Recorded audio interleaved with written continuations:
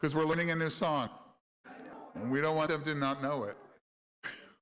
All right, we're going to learn a new song tonight. It's actually a classic in the religious circles, but I rewrote it, of course. It says, "Let us open the gates of justice, grace, loving kindness, and compassion, for this is the gate to peace. Let us open it and enter therein." I always like when I can translate something using the word therein, because I don't get many chances to use therein. Let's do the Hebrew real quickly. Niftach lanu sha'arei tzedek chen v'chesed v'rachamim. And we're going to repeat that. And then we go to Zeh hasha'ar la shalom niftach lanu v'navovam. And we repeat that, and then we go back and repeat the first line twice again. So let's give it a shot, and we're going to work this into our repertoire.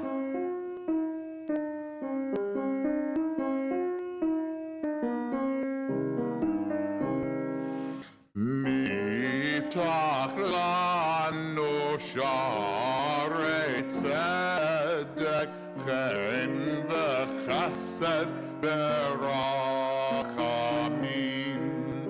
Niftach lanu sha'arei tzedek chen v'chesed v'rachamim. Zeh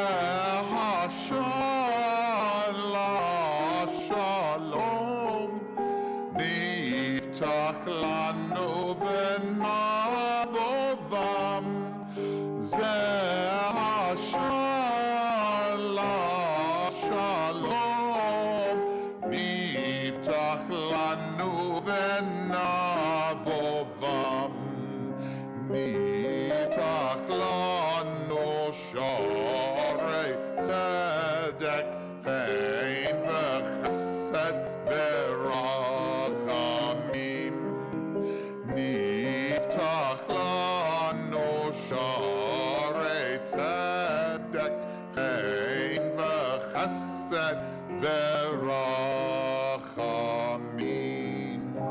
Great, thank you. Arthur will get us back to the beginning. Yes, quick trick back. All right. And just go to page 1 then. We're ready to start. Shabbat shalom, everybody. When we meet each other on Shabbat, we think of shalom, peace. It's right there in the greeting. Shabbat has always been a symbol of peace. Our ancestors called it a taste of the world to come. The peace that they sought to create on Shabbat teased them with hopes that such calm might one day prevail throughout the world. Perhaps it was just a fantasy, but it gave them comfort nonetheless.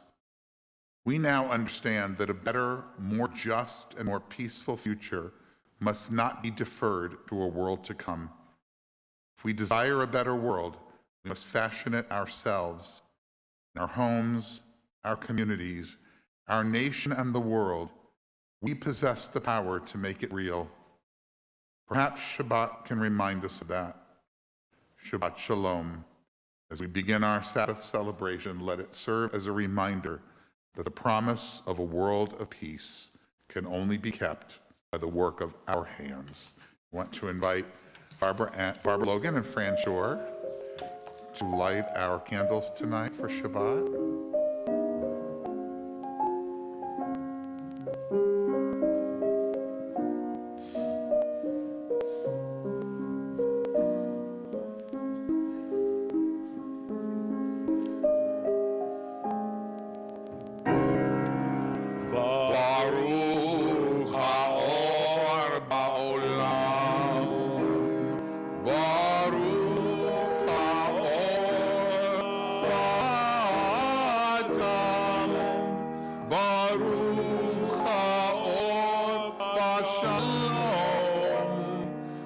Shabbat.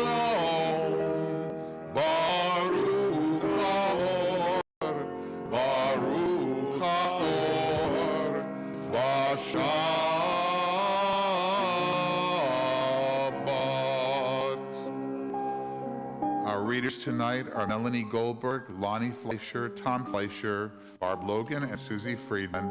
And we'll begin with reading number 3 with Melanie. It's the action, not the fruit of the action, that's important. You have to do the right thing. It may not be in your power, may not be in your time, that there will be any fruit. But that doesn't mean you stop doing the right thing. You may never know what results come from your action, but if you do nothing, there will be no result.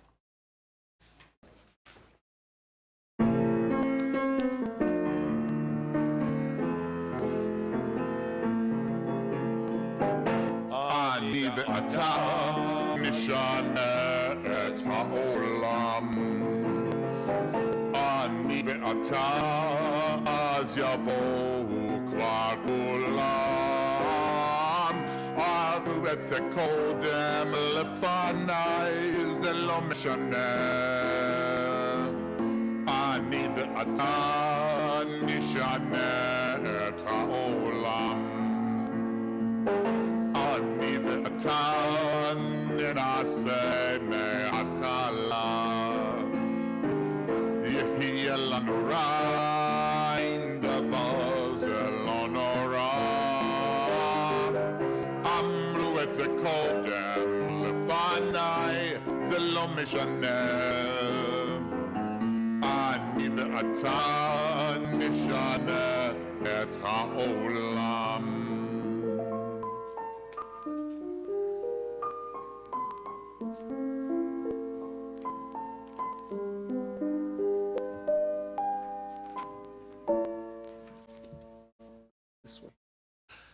A humanist credo. Where shall the human spirit turn when ancient creeds are dead? What shall our faith as fuel burn when all our faiths have fled? We trust the human spirit still, the tide that brought us here, the sense of good, the human will to learn the way of care. The way is hard and wrong is strong, but we shall triumph yet, as more will join the human song to give as much as get, to see the best in you and me, to share and care for earth, to serve a new humanity and bring world peace to birth.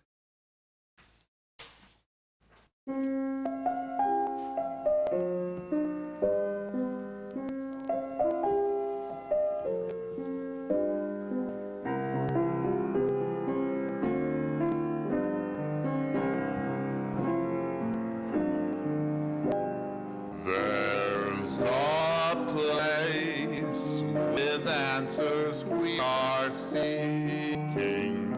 There's a place to find our light of hope.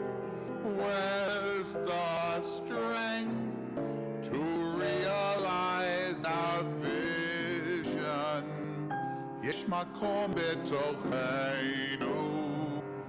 Yesh makom betocheinu. Look within yourself, you'll find it there. There's a place with wisdom that can guide us. There's a place where we know what's right or wrong. Where's the path to peace that we all long for? Yesh makom betocheinu. Yesh makom betocheinu. Look within yourself, you'll find it there.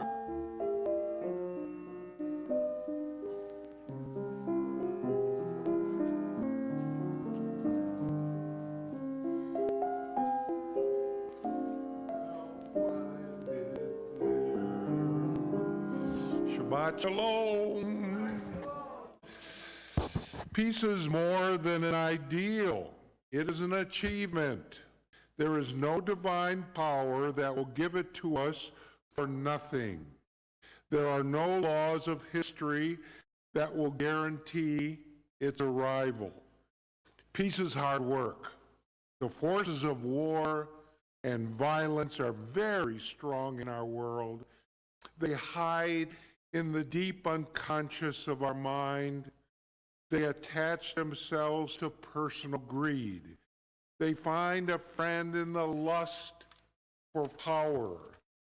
Too often, our mouth prefers peace, but our behavior prefers war. We praise love and harmony, but we indulge hate and hostility. We endorse kindness, but we subsidize cruelty. We have to work for peace in the same way that we work for a living. In the age of weapons of mass destruction, it may be even more important. Rabbi Sherwin Wine.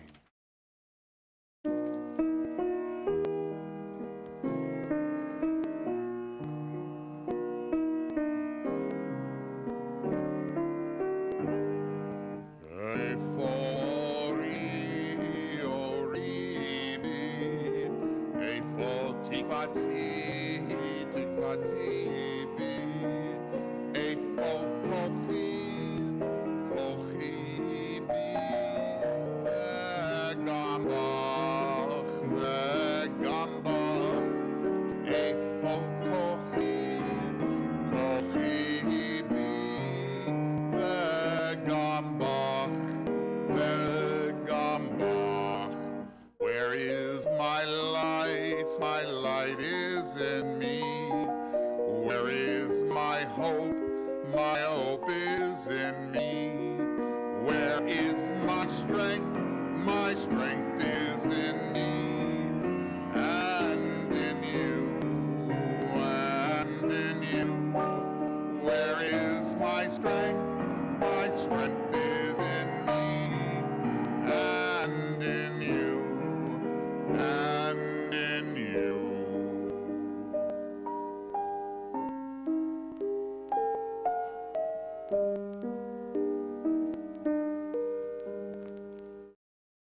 Peace starts within each one of us.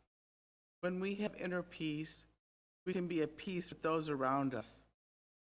When our community is in a state of peace, it can share peace with the neighboring community, and so on.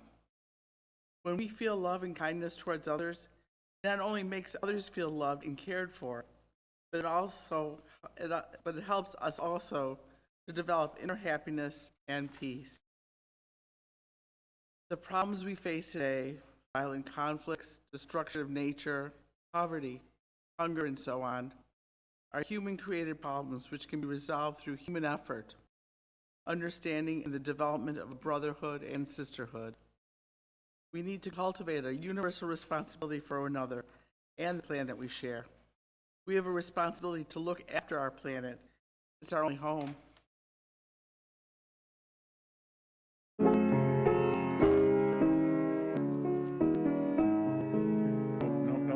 No, Joseph. Niftaklan of the new one. Oh, I'm sorry. That's okay. I'm so sorry. That's okay. Played the wrong song. Wrong song. No, because everything was about peace tonight, and usually that's the cue is the peace poem, but we did a lot.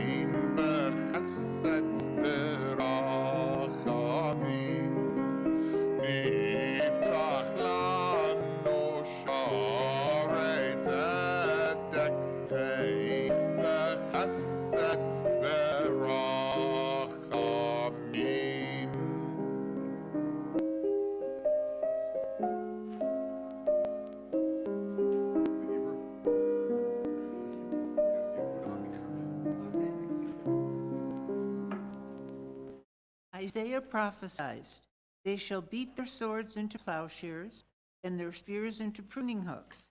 Nation shall not lift up sword against nation, neither shall they learn war anymore."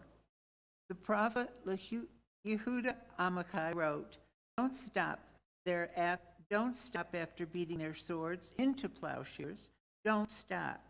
Go on beating and making musical instruments out of them. Whoever wants to make war again, we have to turn them into plowshares first.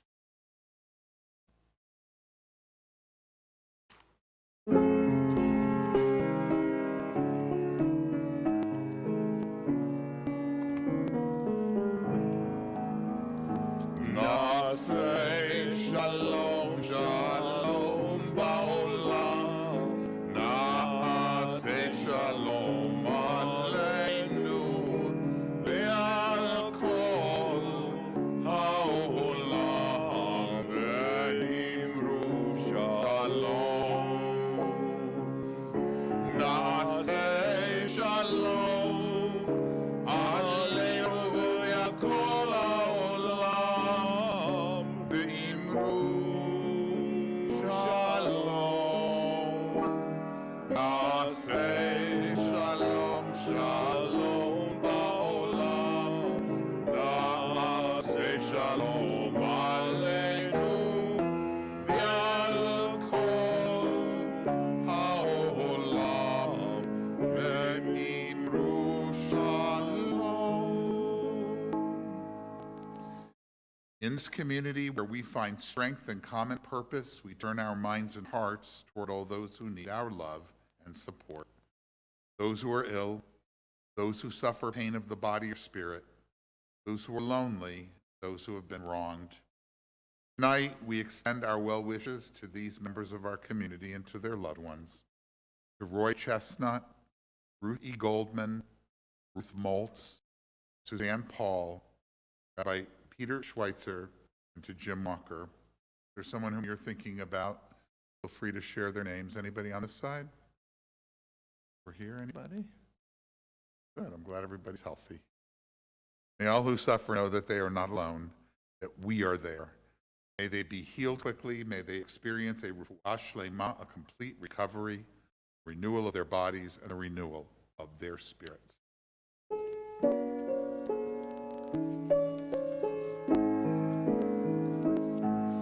Mekom hakoach betocheinu, mekmorot habracha mechevroteinu.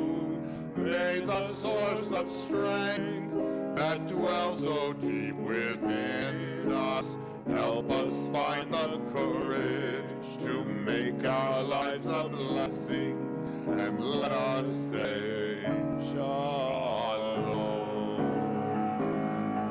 Mekom hakoach betocheinu, mekmorot habracha mechevroteinu. May those in need of healing know refuah shlema, the renewal of body, the renewal of spirit, and let us say Shalom. The peace of wild things. When despair for the world grows in me, and I wake in the night at the least sound in fear of what my life and my children's lives may be, I go and lie down, where the wood drake rests in his beauty on the water and the great heron feed. I come into the peace of wild things who do not tax their lives with forethought of grief. I come into the presence of still water, and I feel above me the day-blind stars waiting with their light, for a time to rest in the grace of the world and free. Our thoughts turn to those who are no longer with us, our own loved ones, those whom our friends and neighbors have lost, the martyrs of our people whose graves are unmarked, and those of every people and nation whose lives have been a blessing to humanity. As we remember them, we meditate on the meaning of love and loss, of life, death. We recall now our loved ones whom death has recently taken from us, those who died this season in years past, those whom we have taken into our hearts with our own. Tonight we observe the art sites, Simon Beltzman, Mark Bonet, Elizabeth Freeman, Zala Jamil, Joseph Krohn, Louis Levin, Edward Levy, David Mello, Ethel Shor, and Ray I. Solomon, Lena Weinstock, Wilfred Williams. And also tonight we remember David Fleischer, Larry Gordon, Sophie Lieberman, Sam Meyerson, Carl Rossman, Marilyn Rowans, Martin Shor, George William Trapp. If there's someone whom you're thinking about whose name we didn't mention, Melanie? Anybody else on this side or over here? Andrea?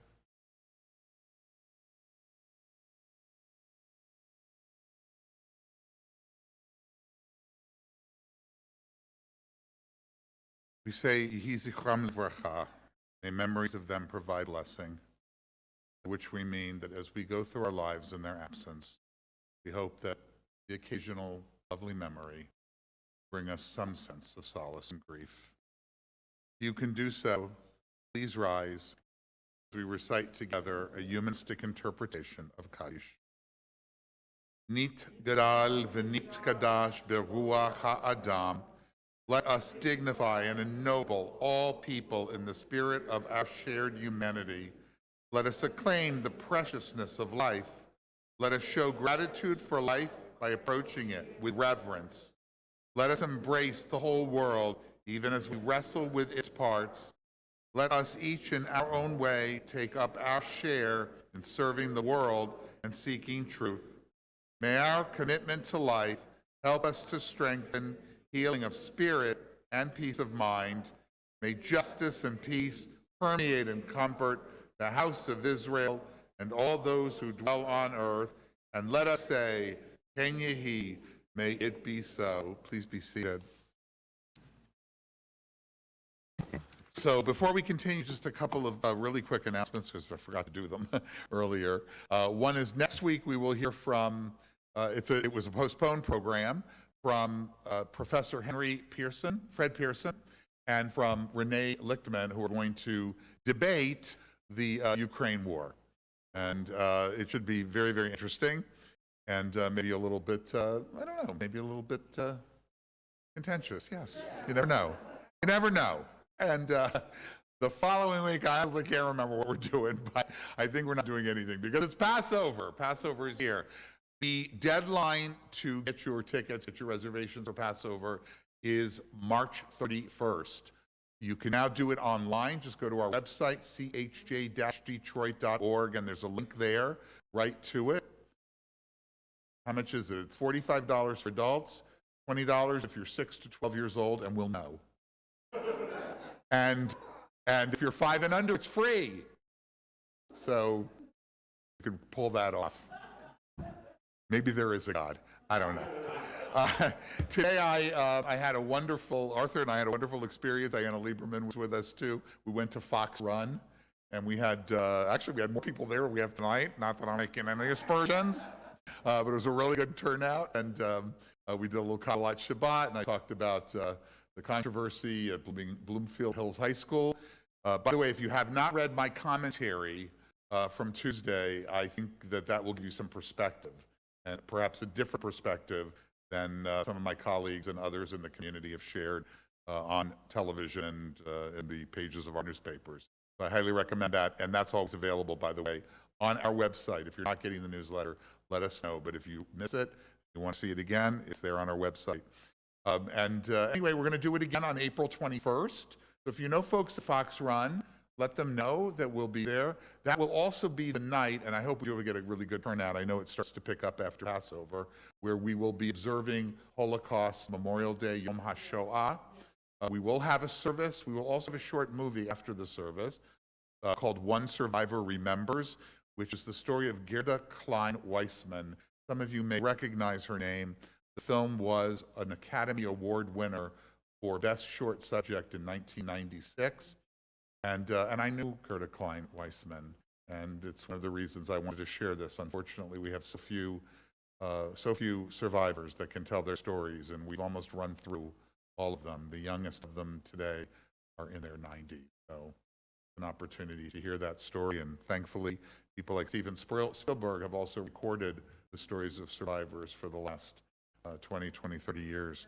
In any case, we are here tonight also to welcome my friend, my mentor, one of my heroes of social justice, FRAN Shor, Professor FRAN Shor.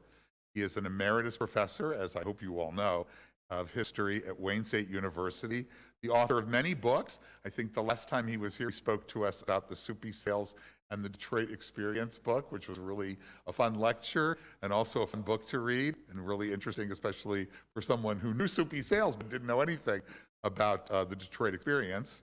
He's also written a number of other books, including Weaponized Whiteness, The Constructions and Deconstructions of White Identity Politics, and a novel called Passages of Rebellion. He is a significant leader in our community, together with his wife, Barbara. And he's been co-chairing the program committee. He's taking a step back from that, but will still be doing the film and book discussion groups. And also, and all of this is in the newsletter, so please read it carefully, he's looking to put together a group of people to attend one or more of the Jewish films at the Jewish Film Festival.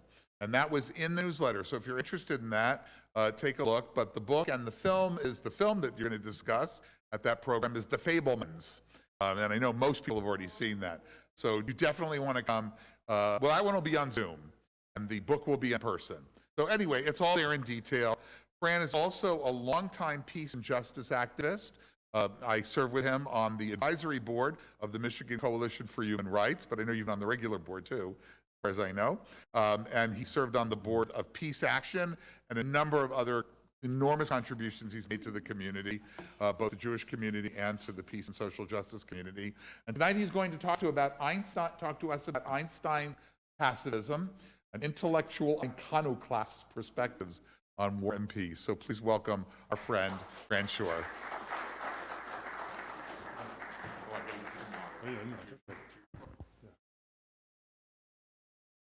Thank you, Jeff. Thanks to everybody who's here tonight. And I guess I'll have to, Arthur, will I give you the go-ahead for this? All right. That's what I know. All right. This is going to be the humor for tonight, by the way, supplied by Albert Einstein and me. More from Albert Einstein's tongue, which was a picture that was taken toward the end of his life. He had generally a reverent attitude towards the press, and this certainly came through in this picture. And of course, you're all familiar with the famous theorem of relativity, but little did you know that what developed was that when Einstein was in the Zurich Polytechnic School, he developed a friendship with a man by the name of Marcel Grossman. He would be friends with him throughout his life. And Grossman was at first a little, put off by this character, Einstein, particularly because he'd never take any notes, and he'd always rely on Marcel Grossman to write notes for him. So one day, Grossman just decided, you know what I'm going to do? I'm going to give Einstein a little zitz. I'm going to tell him that Einstein equals Meshuggah times cuckoo squared. So he gave him a note. Einstein looked at it and stuck it in his pocket, finished up the Polytechnic, eventually got his job at the patent office in Bern, Switzerland. While he was working on some theorems and pulled out this note that Marcel Grossman had given him and looks at it and goes, "Eureka!" Now, that's a made-up story. Marcel Grossman is real. In fact, Marcel Grossman did help him with did help Einstein with a lot of his math. But I thought that it might be a good way to begin my talk tonight because it may be the last bit of humor in a rather grim subject matter. So let's turn to the next photo. Let me just say, what I'm going to try to do is looking at Einstein's correspondence, looking at his public statements, and trying to better understand the particular times in which he was living. I want to trace the changes in what was a really fixed idea and ideal for Einstein, and that is pacifism.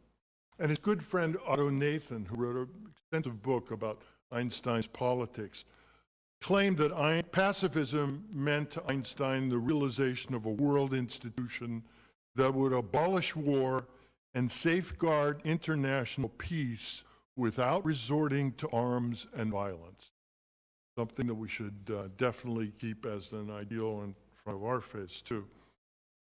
So, let me begin by giving you a little bit of background about Einstein's early life.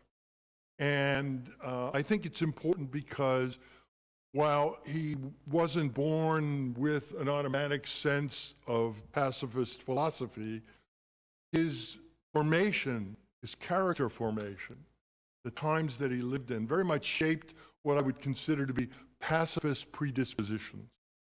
And so this is the first phase of this pacifism. He was born on March 14th, 1879 in Ulm, Germany, to middle-class Jewish parents, Hermann on the bottom, Pauline on top. Less than 1% of the German population was Jewish, but a lot of it was particularly populated in urban centers. And shortly after Einstein was born, they moved to Munich. And for the next picture, please. And by the way, Einstein's father and uncle were working with in electrical engineering, which was just developing at the time. And Einstein actually was given a lot of help and inspiration by his uncle in that particular field. But here he is with his younger sister, Maha. And Einstein, when he was in Munich, went, of all places, a Catholic elementary school called the Peterschule. He was the only Jew among 70 students in his class, and Einstein remembers, as he recalls later on, that he felt very much like an outsider, and that even at that time, anti-Semitism was prevalent. Now, Einstein's sense of being an outsider has been suggested by the social psychologist Erik Erikson as an inclination for why he was particularly invested in solitary games and eventually for going against the grain in both his professional and political life. So here he was, as he later recalled, with these kids who were rather aggressive, who manifested a hatred towards the first graders in a neighboring school, and his revulsion against aggression and violence that he formed early on in his life would form a substrate to his pacifism. Next picture, please. Here's Einstein at the age of 14. And Einstein was going through then German education, which at the time, according to any number of German historians, was a rigidly authoritarian system, deliberately aimed at producing conscientious, well-trained, and obedient servants of the state. This was not to be Einstein. Writing later in 1915, Einstein asserted, "The state to which I as a citizen belong has no place at all in my emotional life. there can be no doubt that I must seek citizenship of a country that will in all likelihood not force me to take part in war. And so because he knew that he would have to participate in military service in Germany, he actually left Germany at the age of 17 and went to where his parents were at the time in Italy, in Milan, but then immediately went to Switzerland, where he would reside for the next decade. So Einstein, in this, what had been the Leupold Gymnasium, later recalling how it was, in Einstein's word, a maelstrom of arrogance and stupidity, its acts of intellectual violence directed at his independent of mind and will committed not only by the school but by the state of which it was an arm. His sister later recalled that the style of teaching in most subjects was repugnant to him. The military tone of the school, the systematic training and the worship of authority that was supposed to accustom pupils at an early age to military discipline was also particularly unpleasant. So you can see already Einstein forming this character, this perspective on the world that he would eventually begin to articulate as a strong form of pacifism. So when Einstein leaves Germany, eventually winds up in Switzerland, next photo please, where he goes to this school, what is essentially a kind of free school, focused on the liberal arts in Aarau, Switzerland. There's Einstein on the bottom far left. Not reflection of his politics yet, but one of the things that you could see at the time is the family that he was residing with the Windtellers, were actually a very nonconformist family, and they reinforced certain of his pacifist predispositions. So by the time he attended then in Zurich, the Polytechnic School from 1896 to 1900, he had already developed these important characteristics and identity structures in his life. Next photo, please. Now, it was during this time at the Polytechnic where the only woman in the school was a Serbian woman by the name of Mileva Maric. Now, there's a lot of historical speculation, and there's some historical suggestion that Maric was also very instrumental in developing a lot of Einstein's early theories, particularly in that miraculous year of 1905 when Einstein produced 4 of the most earth-shattering papers in the history of science. And there he was in the patent office in Bern. But Mileva, who his parents detested and didn't want him to marry, nonetheless, Einstein was very passionately engaged with her. They had a young daughter out of wedlock, which Maric took back to Serbia, and she disappears from the historical record. But during this time, when he finally wed Mileva in 1903, he had 2 sons. First, his older son, Hans Albert, and his younger son, Edward. And it was in that family life where he was trying to also navigate some kind of career that would go beyond just the patent office. By 1914, though, because of the power of those papers that were presented, particularly the theory of special relativity, which rendered the energy equals mass times the speed of light squared, E equals mc squared.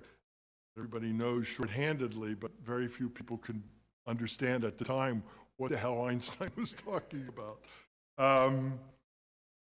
Einstein is then invited to come to Berlin, and he does, although his marriage is falling apart. Mileva and the sons come there with him, but very shortly they leave. But no sooner had Einstein moved to Berlin than World War I breaks out. Next slide. And as you can see, writing to a Dutch friend in August 1914, after the start of the war, Einstein bemoaned, quote, the senseless violence and the loathsome nonsense that goes by the name of patriotism. How passionately I hate them. How vile and despicable seems war to me. And this got him into a lot of trouble, not just with the general population in Germany, which was exceedingly, of course, nationalistic and patriotic, but it also got him into trouble with most of his colleagues in Berlin, even those who brought him to Berlin, like Max Planck. And Planck and many of the other of his colleagues signed a statement, put out a manifesto that they believed would indicate that it wasn't Germany that was the brutal agent in this war, but they were trying to salvage somehow civilization. Einstein and his friend Georg Nicolai and a few other people put together a response to them called the Manifesto to Europeans. Was eventually got him the attention of other pacifists like Romain Rolland.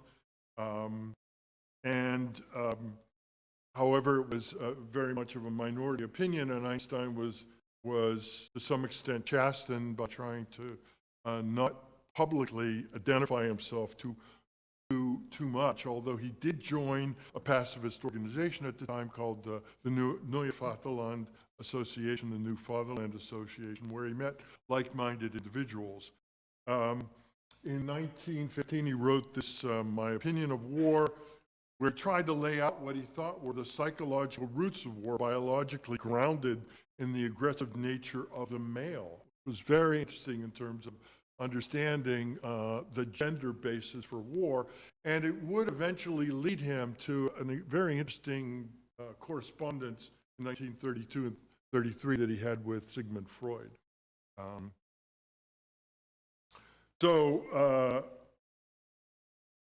Here was Einstein again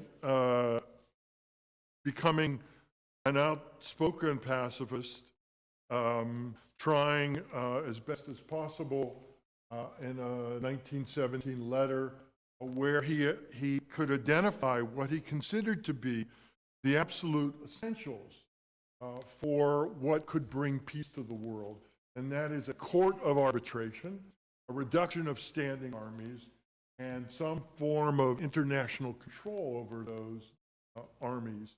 And in 1918, as the war had come, this slaughter on both the Eastern Front and the Western Front, Einstein again was contrasting what he believed to be the religion of power to his belief in the ethical ideals. Next slide, please. Now, it's during this post-war period, and all the way up to 1932 to 33, that Einstein identifies as a very militant pacifist. And that brings him into even more conflict with nationalists, not just in Germany, but around the world, particularly when he goes to France in 1922. French nationalists were opposed to a German coming to France, and German nationalists were opposed to a German national going to. This was, even he participated later in a No More War demonstration in Berlin in 1923. Einstein very much believed in, as you can see from all the damage that was done in one of those villages in France where World War I had taken place, that, as he said, all the students of the world must be brought here so they can see how ugly war really is. And he continued to try to identify what he considered to be these problems. You cannot educate a nation for war, Einstein said, and at the same time, make its people believe that war is a shameful crime.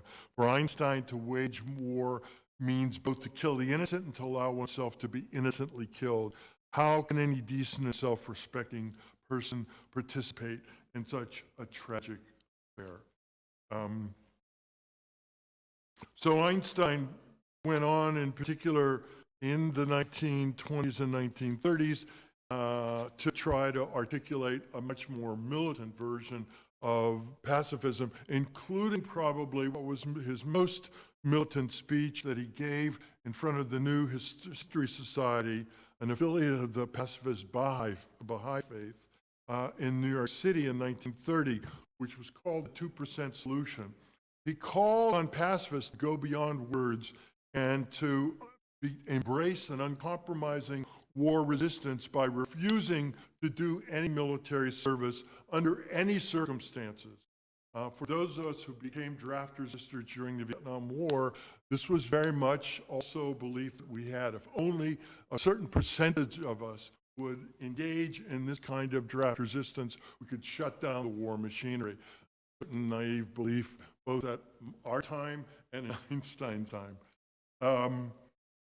So, unfortunately, while Einstein was propounding these very serious beliefs, there was a threat that arose that was very much to change not his inner core of pacifist belief, but certainly to reconfigure it and constrain it. Next slide, please. And this was in 1932 in Germany. It was a watershed year for Hitler and the Nazi Party. Spring of 1932, Paul von Hindenburg received 19.4 million votes. Hitler received 13.4, but that July, the Nazi Party became the #1 party in the Reichstag with 250 seats. And this picture shows Hitler, Hindenburg, to rally right before the crushing of the independent party, all of which happened immediately after the Reichstag fire. Einstein was out of Germany at the time in 1932 and 33. He was actually in the United States. And very clearly he was identifying what he believed Hitler's Germany would become. His distress and opposition to Hitler's Germany led to a modification of his pacifist belief. While warning about German aggression, he also sought to help those fleeing from fascist oppression.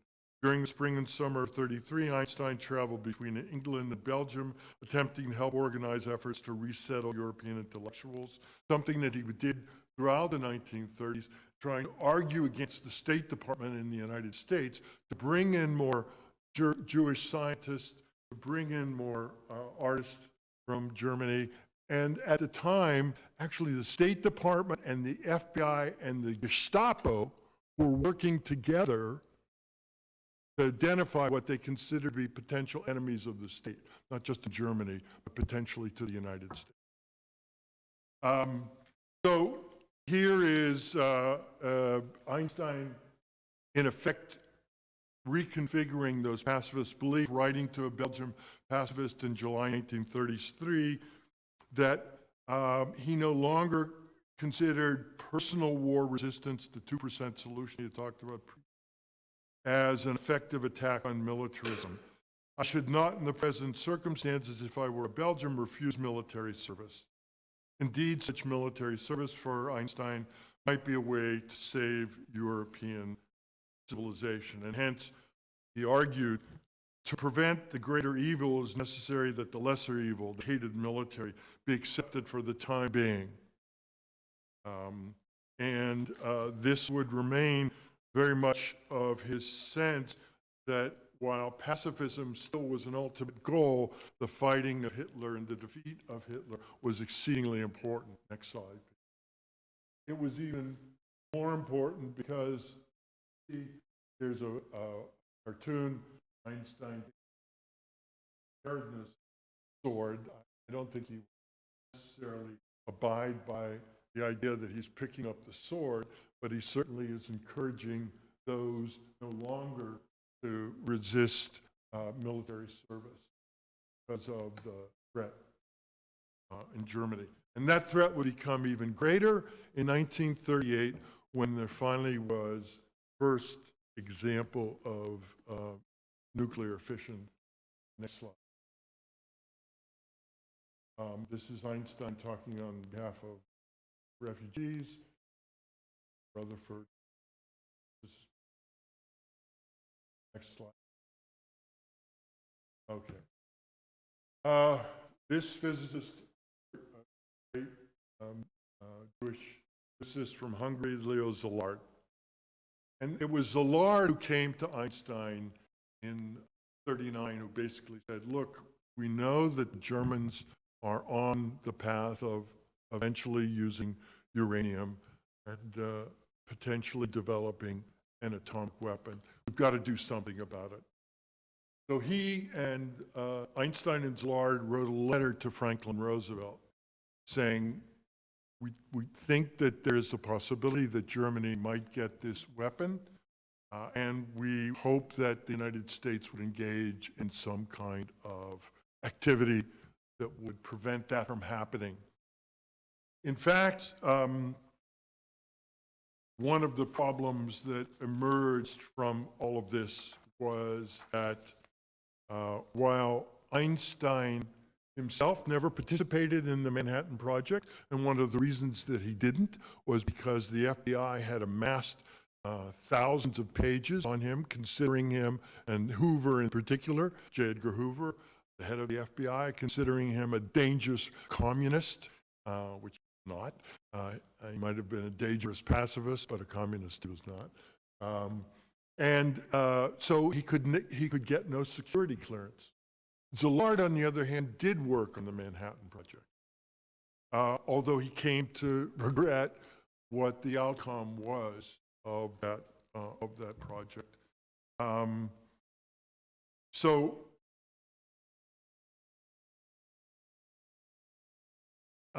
In particular, I think, as the next photo would show, Einstein, because of his whole theory on relativity and the increasing empirical evidence for much of what Einstein had theorized, which continues to this day, he got to be accused, in effect, of being the father of the atomic bomb. Something that only made him feel a little bit more guilt-laden after the bomb was dropped on Hiroshima and Nagasaki. And for that, Einstein embraces once more a very strong sense of how it is that the world can tame this atomic monster that's been unleashed, and how it can establish an international architecture which is going to prevent war from breaking out ever again. And next slide, please. This book, which was written by a friend of his, Amory Reeves, whose Hungarian name was Imre Reves, that he and so many others promoted this book. It sold exceedingly well, and in fact, believe it or not, it was actually serialized in the Reader's Digest. There was such an incredible desire for peace and for some kind of global architecture to prevent war that these kinds of ideas were no longer at all seen, particularly Einstein's ideas, were not at all seen on the fringe. However, that quickly changed in the midst of a Cold War that developed in the late 40s, particularly after Russia successfully was able to create its own atomic weapon. And again, the issue of the degree to which there were spies. Einstein certainly tried to stand up for the Rosenbergs to no effect. because both were, as you know, both were put to death for treason. But all during this period, next slide, all during this period of the last years of Einstein's life, he tried to stand up against McCarthyism. He tried to protect those who were being persecuted by the Cold War. In 1952, as one of the founders of the Bulletin of Atomic Scientists, he wrote under the title of the Symposium of Cultural Decay, he feared the persistence of a war mentality, reflected in the belief that we must in peacetime so organize our life and work that in the event of war, we would be sure of victory.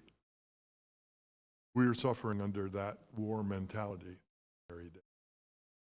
It is the sort of mentality that Dr. King also, toward the end of his life, said will lead to a spiritual death.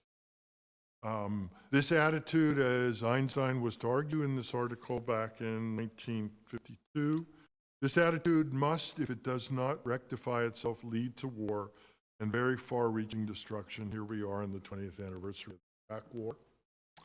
Only if we are to overcome this obsession can we really turn our attention in a reasonable way to the political problem, which is how can we contribute to make the life of man on this diminishing earth more secure and more tolerable.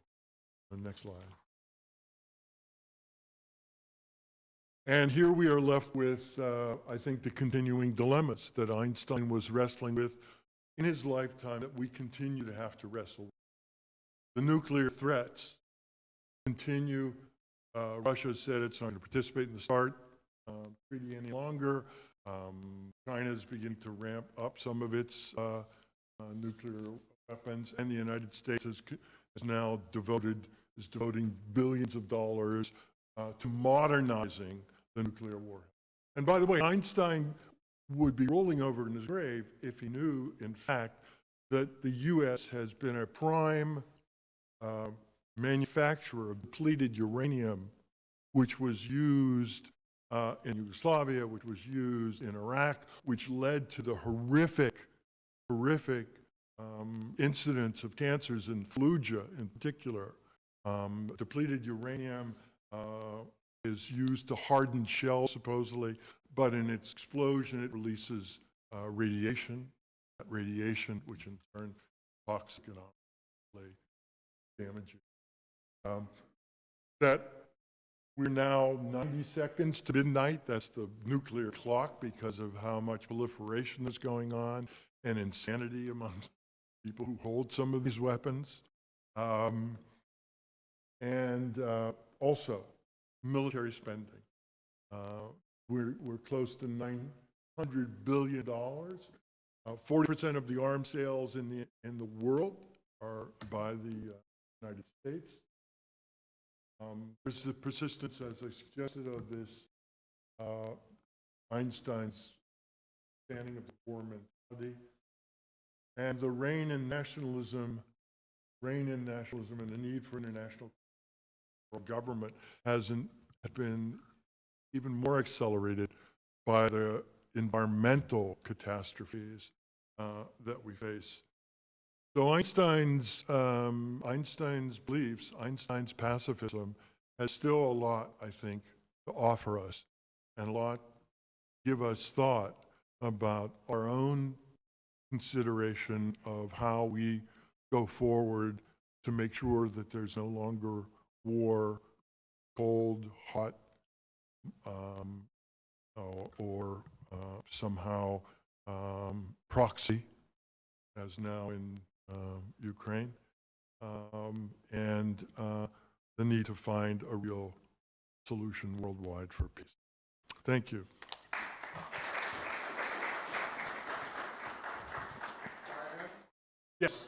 Yes, questions.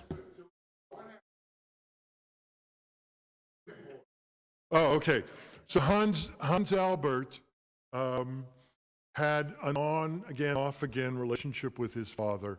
Eventually, they they find a way to reconcile. Hans Albert comes to the United States in the 1930s, is an engineer, which Einstein looked down upon. Okay, he's an engineer, it's okay, it's all right. He taught at UC Berkeley, I think, for many years. His youngest son is a really tragic situation. His youngest son developed a bipolar condition, which led him to an institutional life for the rest of his life, and he died in Europe, in Switzerland.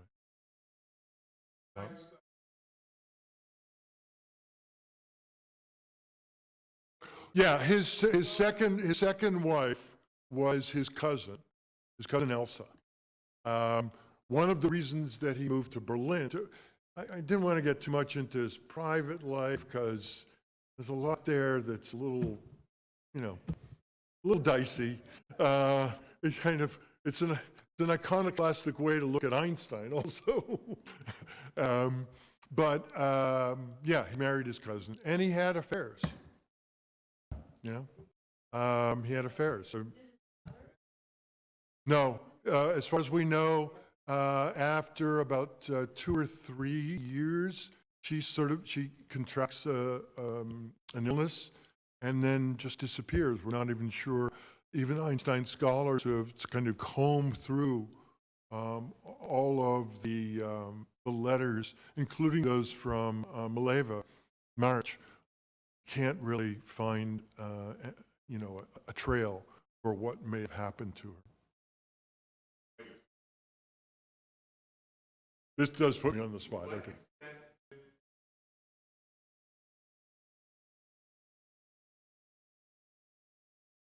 I mean, obviously, he believed that the fundamental idea that you could get energy out of mass, was certainly something that he thought was never going to happen, and he didn't think it was going to happen until Lise Meitner and others found out that you could bombard uranium on very unstable U-235. No, it wasn't his idea. But the theory set the groundwork for using mass, bombarding it in this way and getting an incredible amount of energy. Oh, he certainly, yeah. That's why, and Szilard also did too. I mean, they thought primarily, Szilard in particular, they were working for the Manhattan Project to prevent Germany from getting a weapon, and they did not wish to see the bomb dropped on Japan. In fact, they weren't, Eisenhower didn't want to see the bomb dropped on Japan either. There was a debate within the U.S. military and political establishment about what would go forward. But because, Einstein developed that theory that was the groundwork for nuclear fission, he becomes as that Time magazine article and cover suggests, he becomes the father of the atomic bomb. But that probably made him feel so guilty.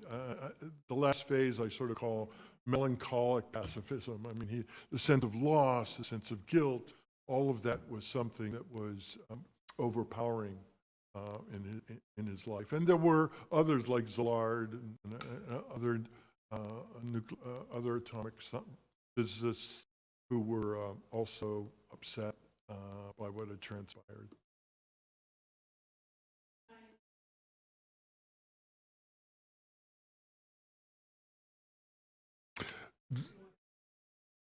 Yeah, I mean, what happened was, again, when Germany surrendered, the first thing that Szilard and others did was to say, okay, now let's stop. No, I mean, Szilard could not tell Einstein what he was doing. He was still, I think, at that particular point in the Manhattan Project. And Einstein had no idea, basically, what was going on. Everything was pretty secret, even though he was working at the Institute of Advanced, Studies in Princeton, which is where Oppenheimer was, J. Robert Oppenheimer, who was the lead scientist on this, right? So, yeah, they wrote a letter to Roosevelt, and they said, please, we beg you, just don't even use this weapon. If you're going to use the weapon, do it somewhere as an model. Don't drop it on human beings. Just say, look, this is how bad the weapon's going to be. So, Japan surrender. But by the time the letter was delivered in April, Roosevelt died. And the letter remained unopened on Truman's desk. Yes. Yes. Yes. Now here's the problem. Of course, one of the things that, not all, but again, one of the things that you had anti-Semitic scientists in Germany arguing was that this kind of theory, or the theory of relativity and this sort of physics, was un-German, was just Jewish science, and it infected the ideology of the Nazi Party. There's a lot of interesting debate about Werner Heisenberg, who Heisenberg remained behind, and of course was involved with the effort of creating an atomic weapon in Germany. There's some historical debate, and playwright Tom Stoppard wrote an incredible play about this, Heisenberg's situation in the whether he was dragging his feet on it or wasn't, was leading people astray on it, or the degree to which it was helping. Anyhow, so that's still a matter of contention about what happened. But yeah, the accusation was, this is Jewish science. We're not going to believe in this.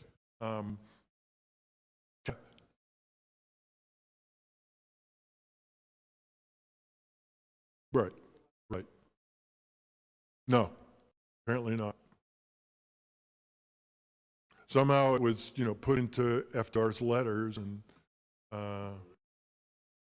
it wouldn't have made a difference. Again, the thing was that there was disagreement, as I said, among some of the political and military leaders in the United States about whether or not the atomic bomb should be dropped, particularly on Hiroshima and Nagasaki. But Truman and others wanted to carry through with it. And there's some belief that one of the reasons that they dropped the bomb was to keep Russia out of the war, so that Russia wouldn't take some additional credit and land or be part of that, part of the peace in the war in Asia. No, thanks everybody. Okay, let's sing about peace.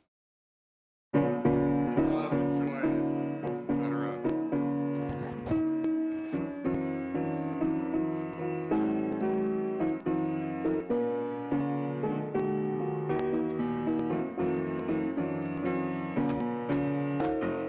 Peace be with you wherever you go.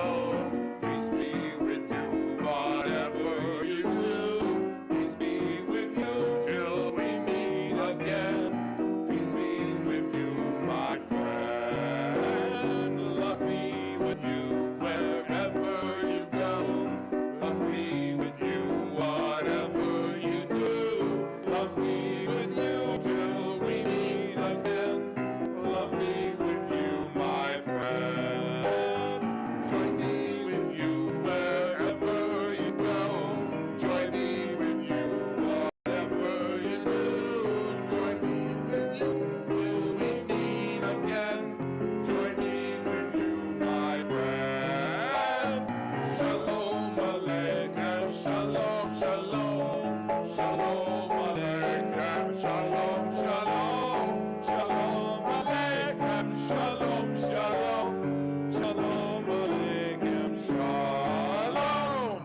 Thank you to Joseph, to Melanie, to Arthur, to David Weeks, who does our streaming, to all of you. Shabbat Shalom.